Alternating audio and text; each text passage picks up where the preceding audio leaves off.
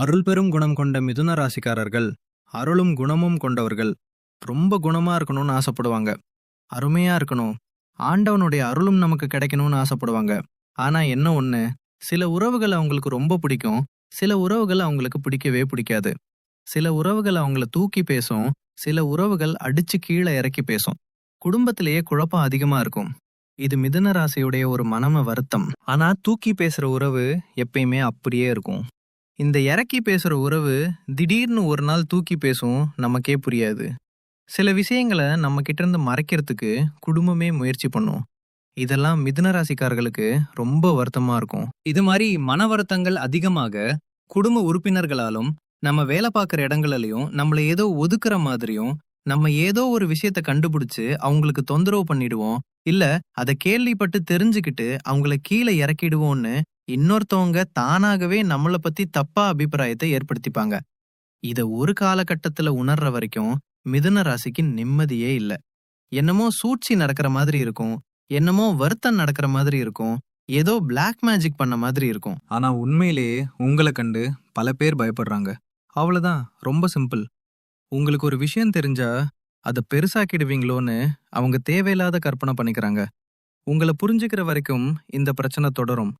ஆனா ஒரு காலகட்டத்துல இந்த மிதுன ராசி இல்லாம ஒன்னும் நடக்காதுன்னு தெரிஞ்சு உங்ககிட்ட அந்த கீ செயினை கொடுப்பாங்க பாருங்க. அதுல இருந்து உங்க வீட்ல நல்ல சக்தி இருக்கும்.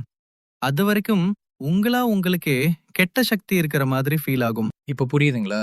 அதனால தேவையில்லாத அந்த மன பயத்தை தூக்கி எறிஞ்சிருங்க மிதுன ராசிக்காரர்கள். சில உறவுகள் தான் நம்மள என்ன பண்ணும், ஒருவித பயத்தை கிரியேட் பண்ணி குடும்பத்தில் நிம்மதி இல்லாத சூழ்நிலைகளை உண்டாக்கும். எல்லாம் செய்றாங்க, ஆனா எனக்கு ஏன் ஒரு ரெக்கக்னைசேஷன் கிடைக்க மாட்டேங்குதுன்னு ஃபீல் பண்ண வைக்கும். அது மற்றவர்களை உணர்வதற்கும் புரிவதற்கும் காலம் உங்களுக்கு உதவி செய்யும். ஓம் நமோ நாராயணா. இந்த மந்திரத்தை டெய்லி 108 தடவை சொல்லுங்க. கார்த்தால 108 தடவை, சாயரட்ச 108 தடவை உங்க வீட்ல இந்த மந்திரம் சொல்லணும்.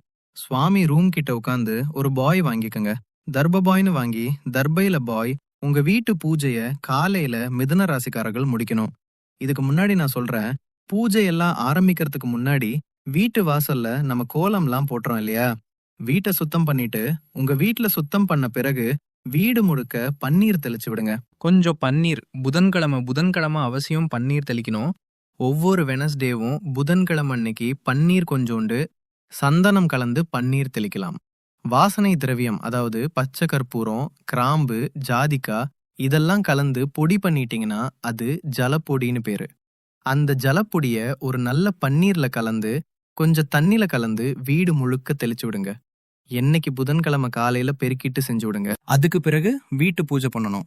சுவாமிக்கு பூஜையெல்லாம் முடிச்சுட்டு விளக்கேத்திட்டு பூஜை முடிச்சதுக்கு பிறகு ஒரு தர்ப பாய போட்டுக்கிட்ட உட்காந்து 108 தடவை ஓம் நமோ நாராயணா நல்ல உறக்க சொல்லுங்க.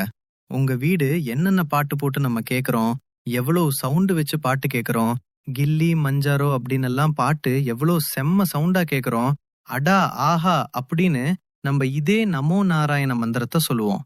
என்ன குழந்தைகளா, சொல்றது சரிதானே? ஓம் நமோ நாராயணா, அவ்வளவுதான். இந்த நாராயணாய அப்படி சொல்லி முடிக்கணும். இந்த மந்திரத்தை 108 தடவை கார்த்தால சாயரச்ச தர்பபாய் போட்டு தான் சொல்லணும். சொல்லி முடிச்ச பிறகு 1 டம்ளர் தண்ணி குடிக்கணும். 1 டம்ளர் தண்ணி குடிக்கணும். ஏன்னா அந்த மந்திரம் அப்பதான் உள்ளுக்குள்ள போய் நிக்கும். அவசியம் இதை செய்யுங்க. அடுத்தது புதன்கிழமை பெருமாள் கோயிலுக்கு போங்க. பெருமாள் கோயில்ல சக்கரத்தாழ்வார்னு இருப்பார்.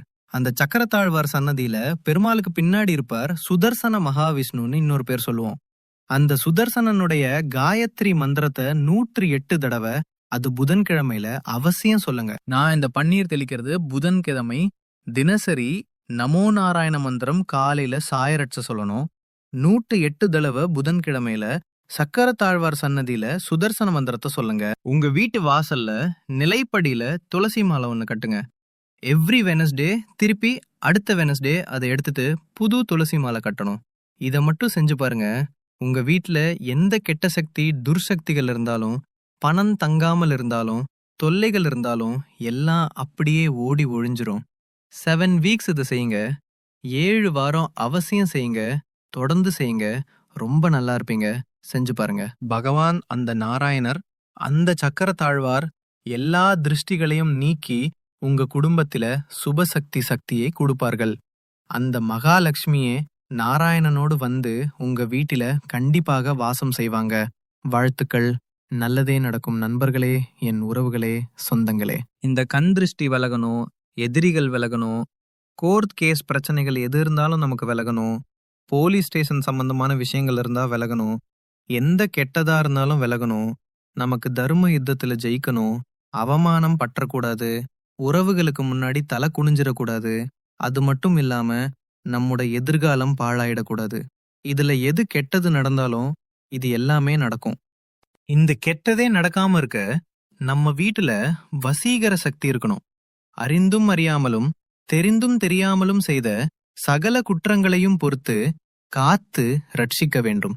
பொண்ணு 18ஆம் படி மேல் வாழும் வில்லாளி வீரன் வீரமணி கண்டன் காசி ராமேஸ்வரம் பாண்டி மலையாளும் அடக்கி ஆளும் ஓம் ஸ்ரீ ஹரிகரசி சுதன் ஆனந்த சித்தன் ஐயன் ஐயப்ப சுவாமியே சரணம் ஐயப்பாங்கிற மந்திரத்தை தினசரி உங்க வீடுகள்ல நீங்க சொல்லுங்க. எல்லாரும் சொல்லுங்க. கண்டிப்பா நம்மளுடைய பாவங்கள் முதல்ல விலகும். நம்ம தெரியாம செஞ்ச பாவம், தெரிஞ்சு செஞ்ச பாவம், அறிஞ்சு செஞ்ச பாவம், அறியாம செஞ்ச பாவம், அது முதல்ல விலகும். மனசு முதல்ல சுத்தமாகும். மனசு சுத்தமான நம்ம அந்த வீட்டுக்குள்ள இருந்தோம்னா அந்த வீடு சுத்தமா இருக்கும். கண்ணாடியை தொடச்சிட்டு நம்ம முகத்தை பாருங்க, பரிச்சுன்னு தெரியும். அவ்வளவுதான். முதல்ல நம்மள சுத்தம் பண்ணிட்டோம்னா நம்ம வீடு சுத்தமாயிடும். இன்னைக்கு தெரிஞ்சுக்கங்க. நான் சொல்ற இந்த 3 விஷயத்த தயவு செய்து எல்லாரும் செஞ்சு பாருங்க. உங்க வீட்ல கெட்ட சக்தி விலகிடும். எந்த கெட்டதும் உள்ளுக்குள்ள அண்டாது. முதல் விஷயம், உங்க வீட்ல டெய்லி ஒரு தீபம் ஏத்துங்க. வீட்டை இருள விடாதுங்க. ஏதாவது ஒரு விளக்கு எரிஞ்சிட்டு இருக்கட்டும். வீட்ல வாசனை இருந்துகிட்டே இருக்கட்டும். வாசனை பொருட்கள் ஒரு பக்தி சென்டலா அடிச்சுக்கிறோம். எல்லா இடத்துலயும் ஒரு வாசனை இருக்கணும். வீட்டுக்குள்ள இல்லேன்னு சொல்லாத வார்த்தை நம்ம கிட்டே இருக்கணும். அவ்வளவுதான். நான் சொல்ற இந்த 3 விஷயத்த தயவு செய்து எல்லாரும் செஞ்சு பாருங்க. உங்க வீட்ல கெட்ட சக்தி விலகிரும். எந்த கெட்டதும் உள்ளுக்குள்ள அண்டாது. முதல் விஷயம், உங்க வீட்ல டெய்லி ஒரு தீபம் ஏத்துங்க. வீட்டை இருள விடாதீங்க. ஏதாவது ஒரு விளக்கு எரிஞ்சுக்கிட்டு இருக்கட்டும். வீட்ல வாசனை இருந்துகிட்டே இருக்கட்டும். வாசனை பொருட்கள் ஒரு பக்தி சென்டலா அடிச்சுக்கிறோம். எல்லா இடத்துலயும் ஒரு வாசனை இருக்கணும். வீட்டுக்குள்ள இல்லேன்னு சொல்லாத வார்த்தை நம்ம கிட்ட இருக்கணும். அவ்வளவுதான். வீட்ல அதிகமா நம்ம இல்லைங்கிற வார்த்தைய பயன்படுத்தக்கூடாது. அதே மாதிரி சில பேர் ரொம்ப துஷ்டமான வார்த்தைகளை பயன்படுத்துவாங்க. கெட்ட வார்த்தைகளை அத சுத்தமா தவிர்த்துருங்க. இத மட்டும் தவிர்த்துருங்க. உங்க வீட்ல துஷ்ட சக்திகள் எல்லாம் வெளியில வந்துரும். ரொம்ப கடுமையான தோஷம் இருக்கு சுவாமி, கடுமையா எங்களுக்கு செய்வன கோளாறுகள், பிரச்சனைகள் இது மாதிரி இருக்கு. நாங்க என்ன பண்ணலாம்?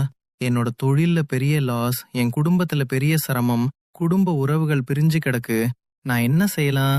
ரொம்ப இன்னும் ஒரே ஒரு பரிகாரத்தை சொல்லி நிறைவு செய்யறேன். பசுமாடு கண்ணுக்குட்டி உங்க வீட்டுல பக்கத்துல யாருக்கிட்ட இருக்கோ அந்த பசுமாடு கண்ணுக்குட்டியை வீட்டுக்கு அழைச்சிட்டு வந்து இந்த கோமாதாவை அழைச்சிட்டு வந்து உங்க வீட்டு மத்திய பகுதியில நிப்பாட்டி அந்த பசுக்கு பூஜை பண்ணுங்க. பசுக்கு மஞ்ச தடவி குங்குமம் வச்சு பசுக்கு ஒரு புடவை வாங்கி சாத்தி, கண்ணுக்குட்டிக்கு ஒரு புடவை சாத்தி, மாலை போட்டு ஒரு பெரிய தட்டுலயோ பக்கெட்லயோ வாழை இலையில பச்சை பச்சரிசியை நல்லா ஊற வச்சு வெல்லம், பச்சரிசி, வாழைப்பழம் எல்லாம் சேர்த்து வச்சு அந்த பசுமாட்டுக்கு கொடுங்க. அந்த பசுமாட்டுக்கு பின்புறம் தூப தீபங்கள் எல்லாம் காட்டி பசுமாட்டு கிட்ட நமஸ்காரம் பண்ணிக்கங்க. உங்க வீட்டுக்குள்ள அழைச்சு என்ன கெட்டது இருந்தாலும் வெளியில வந்துரும். இதை மட்டும் செஞ்சு பாருங்க. கிரக பிரவேசத்தெல்லாம் செய்வோம்ல சுவாமி, நாங்க அப்பார்ட்மெண்ட்ல இருக்கோமே, நாங்க என்ன பண்ணலான்னு கேப்பா. உங்க வீட்டு வாசல்ல செய்யுங்கோ. அபார்ட்மெண்ட் வாசல்ல அது செய்யுங்க. பசு பூஜை பண்ணுங்க. பசு பூஜை பண்ணி நான் சொன்ன மாதிரி சுவாமி அந்த பசுக்கு நிவேதியம் பண்ணுங்க. நிச்சயமாக உங்க வீட்டுல இருக்கிற எல்லா துஷ்டங்களும் வெளியில வந்துரும். எல்லா கெட்ட சக்தியும் வெளியில வந்துரும். நல்லது நடக்கும், நம்புங்க. இன்னையிலிருந்து உங்க வாழ்க்கை பிரகாசமா போகுது. இந்த பதிவை கேட்கறவங்க, இந்த பதிவை கேட்கக்கூடிய சூழ்நிலைகள் உங்க குடும்பத்துல யாருக்கு நீங்க அனுப்பினாலும் சரி, அந்த வீடுகள்ல நல்ல மாற்றங்களை நீங்க பார்க்க போறீங்க. வாழ்த்துக்கள். நல்லதே நடக்கும். என்றும் உங்களோடு நிழலாக நான் இருப்பேன். நம்பிக்கையோடு மீண்டும் அடுத்த பதிவில் உங்களை சந்திக்கிறேன். ஓம் சாய்ராம். ஓம் சாய்ராம். ஓம் சாய்ராம்.